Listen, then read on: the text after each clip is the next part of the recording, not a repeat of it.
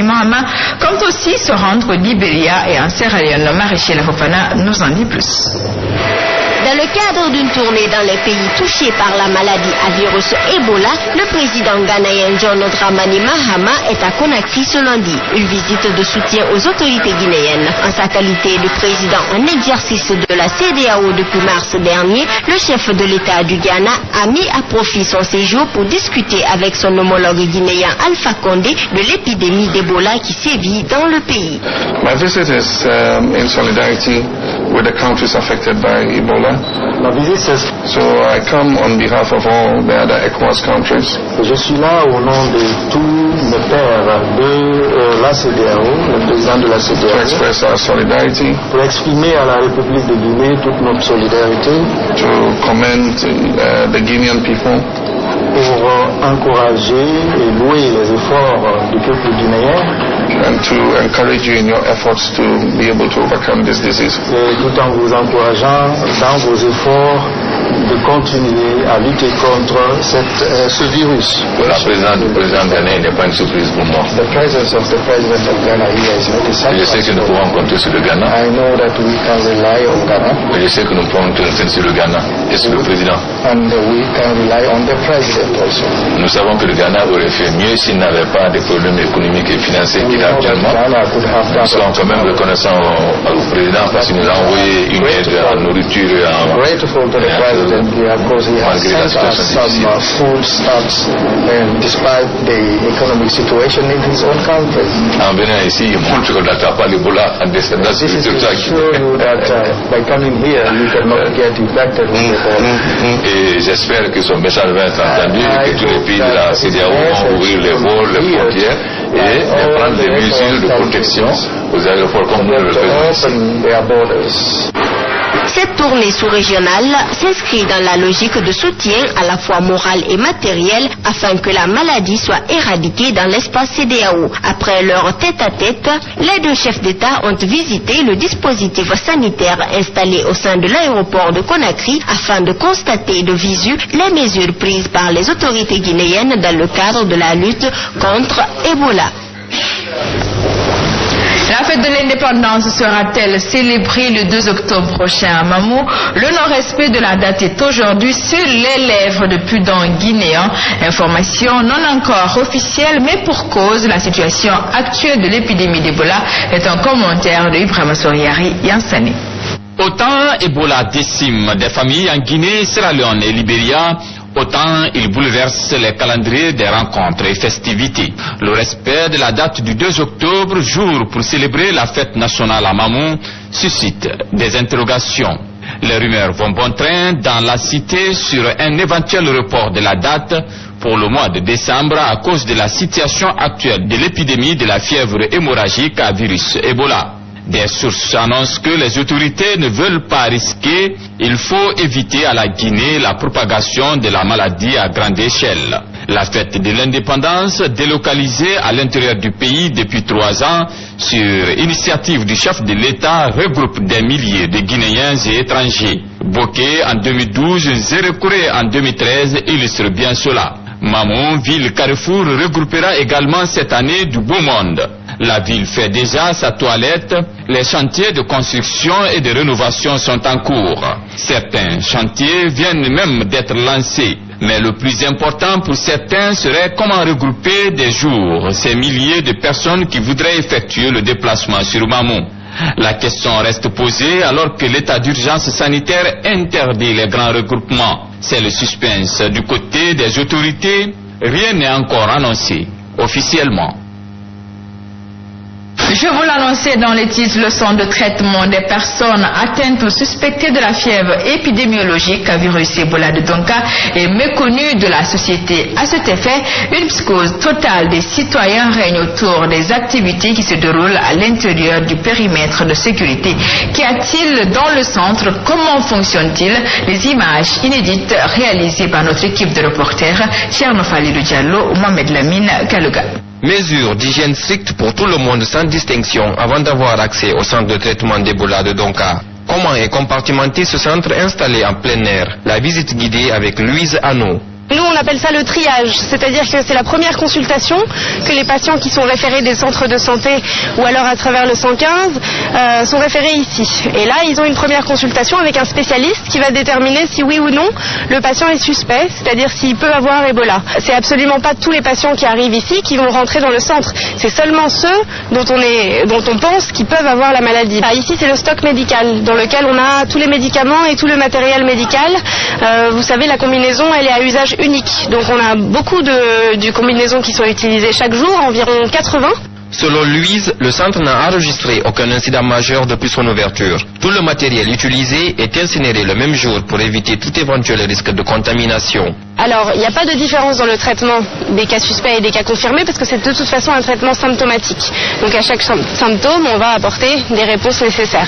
Mais par contre, qu'est-ce qui différencie les deux? C'est que les cas suspects, ils n'ont pas encore été testés.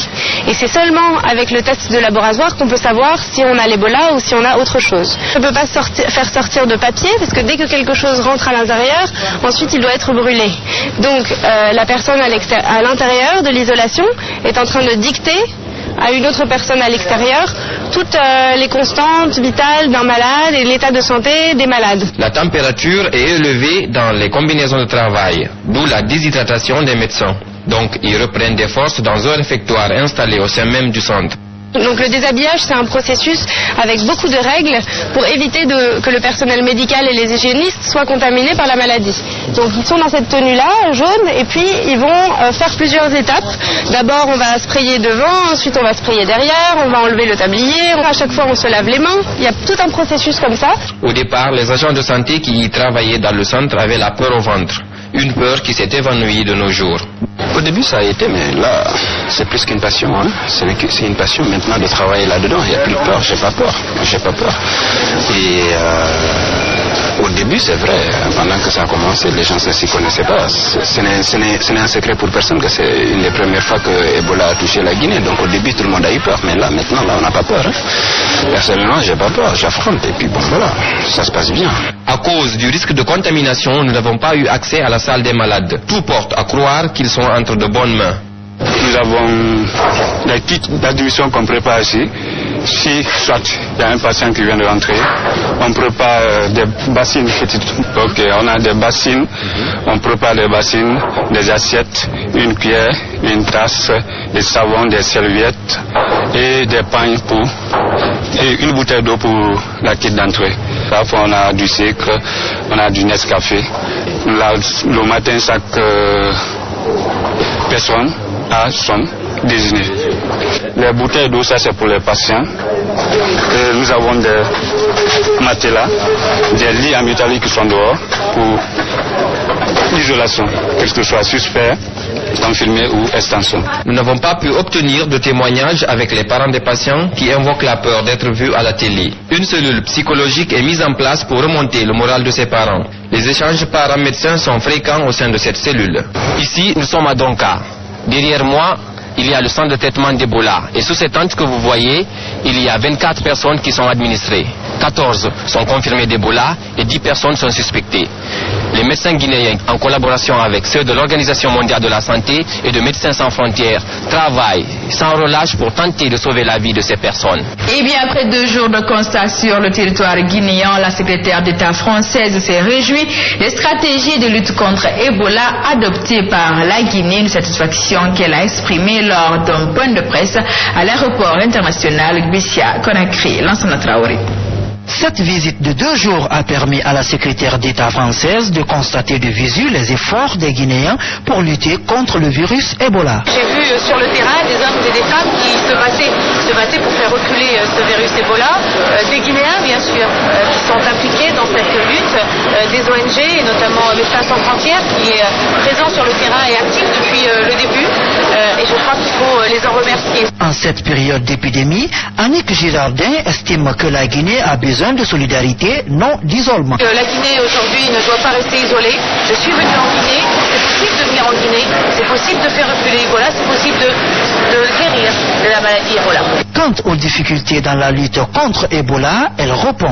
Une question de défaillance, une question de moyens insuffisants. je suis arrivée aussi avec des moyens en matériel, 2 tonnes de matériel, et on est venu aussi sur le volet financier donner des moyens pour renforcer le système de santé. On voit bien qu'il n'est pas complètement défaillant, puisque le virus Ebola ici est quand même moins important qu'en Guinée ou en Sierra Leone. Ça veut dire que la Guinée a su mieux résister. Au cours de cette conférence de presse, elle est revenue sur la contribution de la France dans la lutte contre Ebola. Ce sont des gants, des masques, des blouses qui manquaient. Et puis financièrement, je l'ai annoncé, c'est un total de 10 millions d'euros que la France, en quelques jours, a su mobiliser au-delà des 24 experts médicaux qui vont arriver petit à petit à Conakry. Voilà, merci beaucoup. Après son séjour en Guinée, la secrétaire d'État française est repartie de Conakry avec une lueur d'espoir. Toujours le virus Ebola au cœur des préoccupations des Guinéens et des partenaires, à savoir MSF, le CDC et l'OMS. Depuis l'apparition du virus hémorragique à fièvre Ebola, Médecins sans frontières multiplient les interventions sur le terrain pour éradiquer le virus Ebola. Aboubakar Sidiki Mani. Depuis le mois de mars, MSF intervient non seulement à Guéguédou, en passant par Massanta et toutes les autres villes du pays touchées par le virus Ebola, qui a fait plus de 500 morts en moins de 6 mois. Ils évoluent principalement dans la prise en charge des malades dans les principaux centres de traitement, avec le soutien des spécialistes, ce qui a permis à certaines personnes atteintes du virus de retrouver la santé. À Conakry, des patients qui ont été guéris et qui veulent parler de leur histoire et qui racontent leur histoire et qui donnent de l'espoir aux patients. Donc eux, on les fait même rentrer à l'intérieur du centre pour donner vraiment de l'espoir et expliquer qu'on peut guérir. Donc on a déjà 3 ou 4 personnes et puis on en forme une quinzaine qui tous les jours rentrent, donc passent de l'autre côté, mettent la combinaison et vont aider les patients qui sont en ce moment malades pour leur expliquer qu'on peut s'en sortir et on peut guérir. Il faut seulement accepter de manger, accepter de boire et accepter les traitements. C'est une maladie qui donne la sensation de ne pas avoir faim, de l'anorexie, et puis voilà, il faut accepter le traitement. La vitesse à laquelle le virus se propage dans le pays, Médecins sans frontières affirme que pour guérir, il faut se rendre le plus tôt que possible dès l'apparition des premiers symptômes dans les centres de traitement. Il y a beaucoup de patients qui guérissent et on est très content d'avoir des patients qui ressortent et qui sont en très bonne santé. Donc ceux qui guérissent sont ceux qui viennent tôt au centre, c'est ceux qui ne se cachent pas. Déjà à se cacher, il y a plusieurs conséquences, c'est que non seulement on va devenir de plus en plus malade et on va sans doute mourir, et en plus de ça on contamine sa famille, alors que si on est dans un centre spécialisé, justement on a tous les meilleurs traitements possibles. Pour être à l'abri du virus Ebola qui a dépassé les frontières guinéennes, il faut éviter de toucher les malades, les corps des morts et se laver les mains avec du chlore. Eh bien, le virus Ebola continue de faire couler encre et salive. Conakry, la Guidade à son tour vient de faire une déclaration dans laquelle elle exhorte les populations à non seulement de reconnaître l'existence du virus Ebola en Guinée, mais aussi de respecter vigoureusement les mesures d'hygiène. La Guidade invite aussi à une mobilisation générale des citoyens à tous les niveaux, les partenaires et les pays concernés en matériel, en argent et en sensibilisation. Adjiratoba. Le virus Ebola peut être éradiqué dans les pays touchés grâce à une synergie d'action intensive des pays concernés de la communauté internationale, d'où la nécessité de ne point les isoler, car ce virus ne se balade pas dans les airs, explique le président de la Guidade. Aujourd'hui, notre pays, la Guinée, et les pays limitrophes infectés ne méritent pas l'isolement économique et diplomatique, car le virus Ebola ne se transmet absolument pas facilement. Il faut un contact direct avec le liquide biologique comme le sang, les selles, les vomissures. Il n'y a aucune transmission par voie aérienne. La réduction de la propagation du virus en Guinée passe notamment par la reconnaissance de son existence par la population tout entière et au respect des mesures d'hygiène par celle-ci. Au peuple de Guinée, de reconnaître l'existence réelle de la maladie et respecter les mesures d'urgence sanitaire et toutes les mesures hygiéniques de prévention contre Ebola. Le lavage des mains avec le savon, l'eau de chlore et de javel doit être le quotidien des citoyens. La consommation de la viande et de la manipulation des animaux sauvages sont interdites. Le contact des cadavres et leur déplacement d'une localité à une autre est formellement proscrit. Lorsqu'un citoyen se sent malade, présentant un signe de la maladie à virus Ebola, fièvre élevée, vomissement de sang, qu'il se dirige immédiatement vers un centre spécialisé ou appeler le numéro 115 sur tous les opérateurs de téléphonie. La Guidad exhorte les autorités guinéennes à faire respecter les mesures d'urgence sur l'ensemble du territoire. Cette association invite aussi les partis politiques à s'impliquer dans cette lutte et à la communauté internationale d'intensifier l'aide matérielle afin de bouter Ebola de la sous-région. Au cours de la conférence de presse, la Guidad s'est aussi penchée sur le cas de la CENI, une CENI que l'ONG souhaite apolitique et dont les commissaires doivent être indépendants de leur parti d'origine. On écoute Mohamed Ansa Diawara, président de la Guidad, au micro de Adjiratouba. Les commissaires issus des partis politiques ou non, après le discours d'installation de la CENI par le président de la Cour suprême et la prestation des serments de tous, les commissaires sont coupés de leur parti mandataire, deviennent républicains, donc apolitiques et techniques pour un mandat renouvelable de 7 ans. Nous demandons à tous les leaders politiques, de tous bords confondus, de vaquer à leur activité politique tout en privilégiant la CENI et la quiétude sociale. Autre registre de l'actualité, Fodeba Istokera sera-t-il candidat aux élections présidentielles de 2015? Pour l'heure, l'information fait le tour de la cité. L'ancien ministre de la Culture, sans précision, a déjà annoncé son entrée dans l'arène politique. Reportage Malik Djakité. Considéré dans le passé comme le porte-flambeau de la culture africaine à cause des ballets africains, le Bembea Jazz National et tant d'autres, la Guinée d'aujourd'hui sur le plan culturel traverse d'énormes difficultés, notamment le manque de lieux de loisirs et d'absence de politique culturelle. Une situation qui ronge certains acteurs du milieu. Mais voyez un peu aujourd'hui l'absence d'un palais de la culture. Et c'est pour cette raison qu'il y a eu les drames successifs de plages de Lambaye et de Roubanet.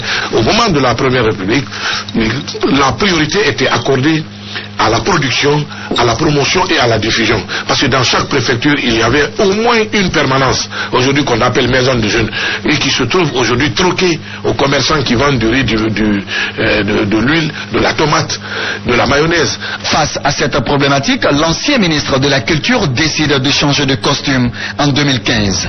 Peut-être que je vais créer un parti, peut-être que je vais accompagner Paul ou Pierre, mais c'est décidé en 2015, il faut qu'on fasse la politique. Dans la posture d'homme politique, Istokera lance un appel à ses pairs pour lutter contre Ebola. J'interpelle le président de la République, le professeur Alpha Condé, et tous les leaders de l'opposition de faire en sorte qu'il y ait une union sacrée autour de la Guinée, comme les leaders, les pères fondateurs de notre indépendance. Lorsque vous écoutez les stations étrangères, le Libéria et la Sierra Leone sont menacés de disparition. Mais qui parle de disparition du Libéria et de la Sierra Leone, pour des personnes intelligentes, doivent être inquiètes pour la République de Guinée. Pour l'ancien ministre de la Culture, il est temps qu'une nouvelle génération de jeunes s'engage en politique en dehors de toute considération ethnique pour balayer la classe politique actuelle.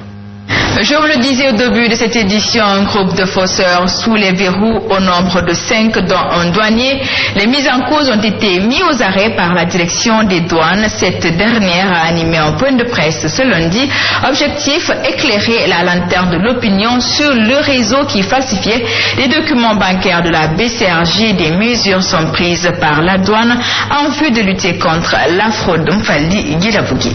C'est un réseau de fraude intellectuelle orchestré par 4 transitaires et un douanier. Les mises en cause ont reconnu avoir falsifié des reçus de la Banque centrale destinés à retirer des quittances. Cette pratique a débuté le 17 juillet dernier.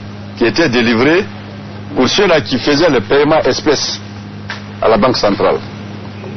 Mais très malheureusement, ce reçu est tiré sur du papier ordinaire, qui est celui-là, donc qui ne contient aucun élément de sécurité. Et à l'époque, nous avons écrit à la Banque centrale pour faire des remarques, les constats que nous avons faits sur ce nouveau reçu. Et ce qui nous a amené à penser qu'il y avait des risques avec ces reçus-là. Donc c'est au cours de ce contrôle qu'on s'est rendu compte qu'il y avait des reçus que les gens avaient utilisés pour tirer les quittances, mais qui n'était pas repris sur le relevé du compte de la Banque centrale. Puis la veille, c'est repris sur un relevé que la Banque centrale dépose à la douane dès le lendemain. Donc, on rapproche ce relevé avec les reçus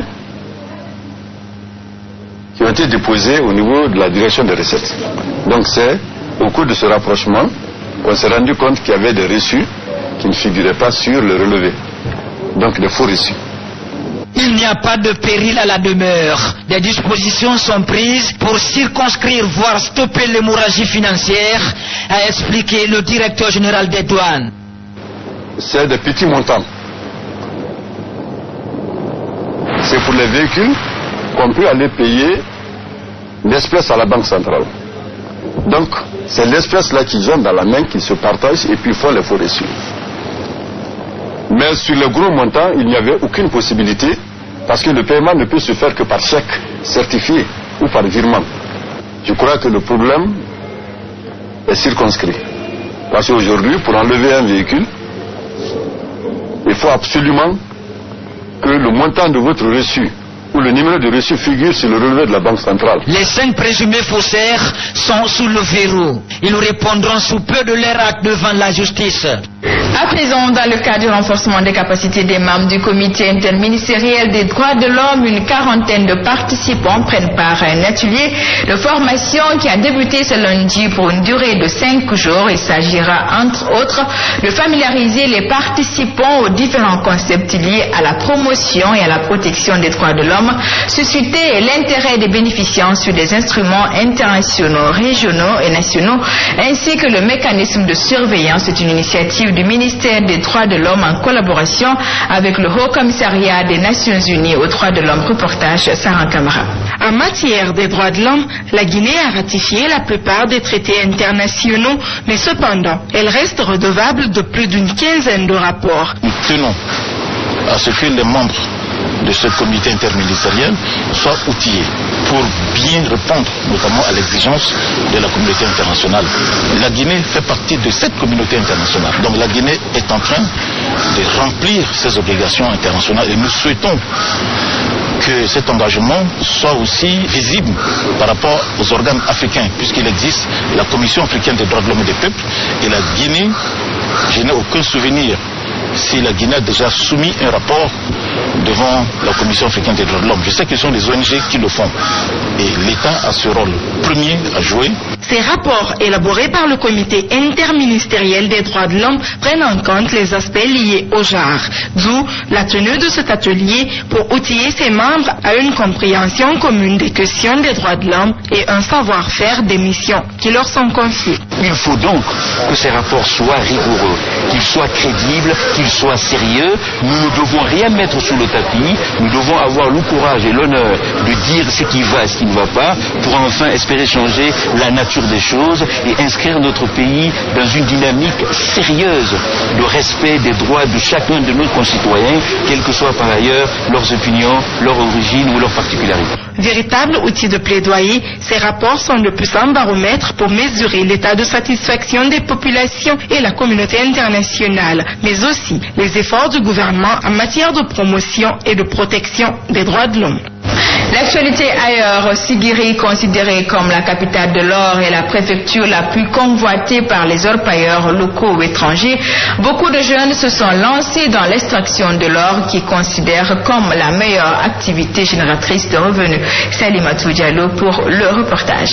À Sigiri, l'orpaillage est l'une des principales activités des habitants. Dans la sous-préfecture de Niagasola, située à 135 km de la ville de Sigiri, on retrouve des hommes, des femmes ou encore des enfants dans l'exploitation artisanale de l'or. La plupart des hommes possèdent des machines détectrices d'or. Par contre, les femmes, elles procèdent à la recherche de l'or de façon hasardeuse. Cette machine appelée 705 permet de trouver de l'or de façon plus rapide et simple. Partout où elle émet un signal plus pressant, les orpailleurs s'activent aussitôt à cultiver la partie concernée.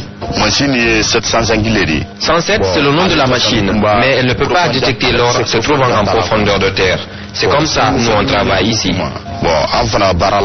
Cette machine comporterait aussi des limites. Elle émet un signal pressant sur tout objet se trouvant sous terre. Trouver de l'or est souvent un jeu de hasard. Après des heures de dur labeur, il arrive aux orpailleurs de tomber sur une quantité insuffisante d'or ou rien du tout. Le prix d'un gramme serait fixé à 250 000 francs guinéens.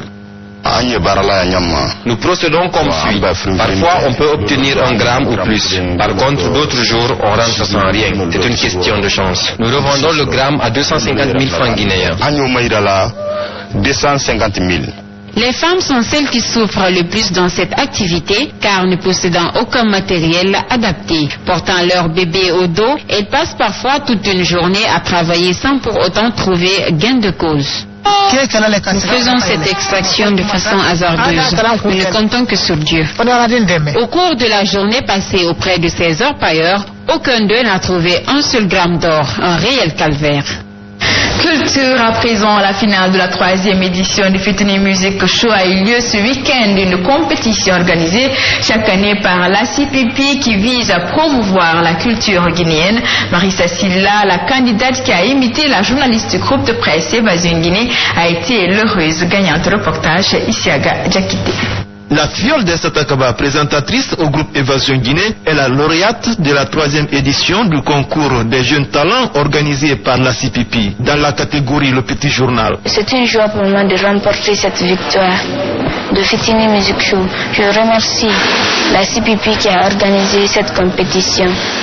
Je remercie aussi Aïssata Kaba, ma marraine, qui m'a soutenu dans cette compétition. Pour être première, ça n'a pas été facile avec les autres enfants des écoles différentes. C'est par la grâce de ma marraine et de l'école et aussi de la famille qui m'ont soutenu dans cette compétition que j'ai été première. Une victoire qui réjouit la marraine de Marissa Silla et ses parents. Marissa a été une petite, franchement, elle a été impeccable. Elle m'impressionnait à chaque manche. Aujourd'hui, je ne peux que m'en réjouir. C'est vrai que nous avons remporté ce prix, mais c'est grâce au concours de tout le personnel du groupe Évasion Guinée, le concours de ma famille surtout, et celle de Marissa. Je suis très fier de ma fille, parce que ça fait une fierté pour la famille et pour son école, et en même temps de l'évasion qui a donné son imitateur. Voilà. Et ensuite, j'invite le gouvernement guinéen à encourager cette émission de CPP, parce que c'est bon pour les enfants, pour la formation des enfants. Marissa Silla, nouvelle star du Petit Journal de Fitini Music Show, a totalisé 667 points. La remise du prix est prévue très prochainement. Mesdames et messieurs, ainsi nous reformons cette édition d'information que j'ai eu le plaisir de vous présenter à tous. Merci de l'attention. Excellente suite de programme à notre compagnie. Nous revoir bien sûr sur www.groupeevasionguinée.info. À tous, merci.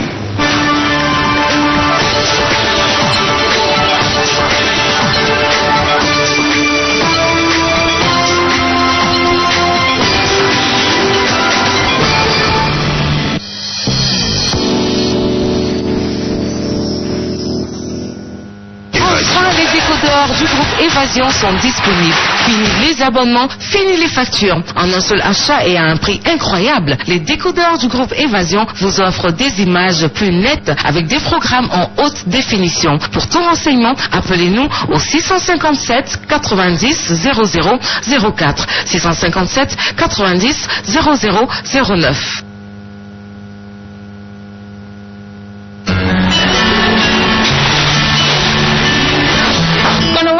na su tawti biya solo wallo na bore da gitan ba ko hono tan na digile nginan na famma kona mafindi mabore dare nye iyo ino ma dege de wa honki ina na baga ji agani tela rom ino wali ra mara kolonira na fanhan kono ina ga nemo ba kudeni ni bunni rifirin na rifirinu dangi ino ma hatenda dege de nanu bara ino ma yuside kike sa